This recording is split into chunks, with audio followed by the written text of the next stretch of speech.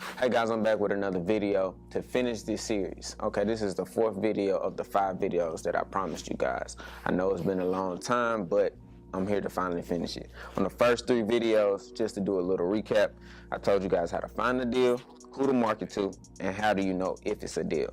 On this video, I'm going to tell you guys how to find a buyer. Now you can go about this one of 2 ways. I recommend, well, there's really no better way to do it. So I'm gonna just start with the first one, how I started out. Man, I found the buyers. I found my buyers first. By doing that, I set up ghost ads on Craigslist. Some people look down on that, but I mean, you gotta do what you gotta do. I went to real meetings, I went to auctions.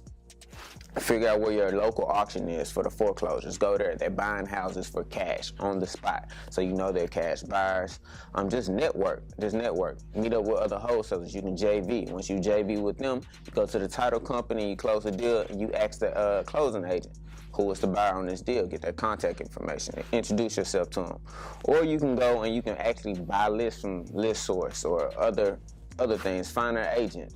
They'll show you the last cash sales on the MLS and stuff like that. So there's a number of different ways to find different buyers. You can get on Facebook and Facebook groups, Facebook Marketplace, etc. There's a lot of ways to find buyers. So don't ever use that as an excuse on why you could not find a buyer.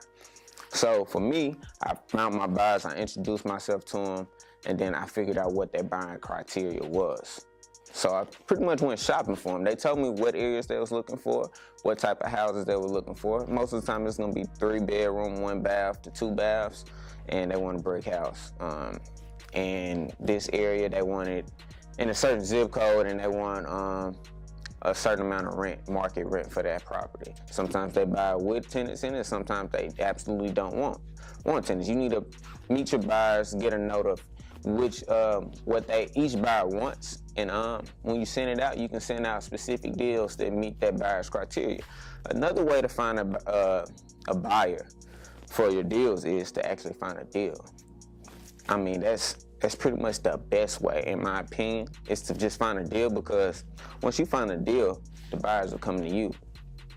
So once you find that deal and you talk to them buyers, they come, then you actually are interacting with real cash buyers. Sometimes you might come across wholesalers, but a lot of times you come across people that's ready to close with cash and stuff like that. So you need to vet them. Make sure they're ready.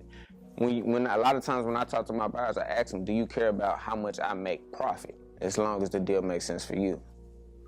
If they do care, that could be an issue. I really don't deal with them, because that's bad business. If the numbers work for you, why do you care if I make $30,000, $40,000 on my assignment fee, if you can make whatever you plan to profit on it anyway?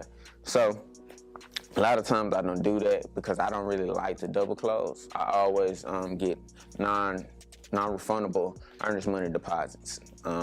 That's a deposit, EMD, earnest money deposit, is something that you have to put down to pretty much verify your contract. You got to solidify your contract. So when you put it down, it could be $1, it can be $5, it can be $100, it can be $1,000. It's negotiable, but you have to leave something with the title company to solidify the contract. So with them, I may put down $100 with my seller, or sometimes I might not put down anything. I got a wording in my contracts that allows me not to have to put down anything.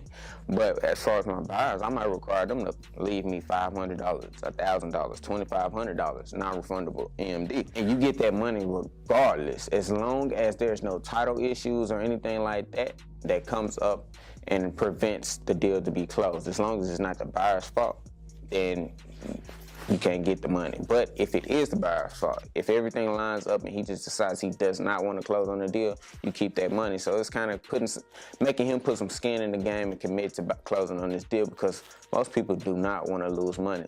So those are the 2 ways that you can find buyers for your deals. It's really simple. You can just find the buyers and shop for them, or you can find a deal and let the buyers come to you. Simple as that. So if you haven't already, please follow me on every social media platform at Antonio Dotson Jr. and subscribe to the channel and hit the bell so you can get notified whenever I drop a video. Thank you.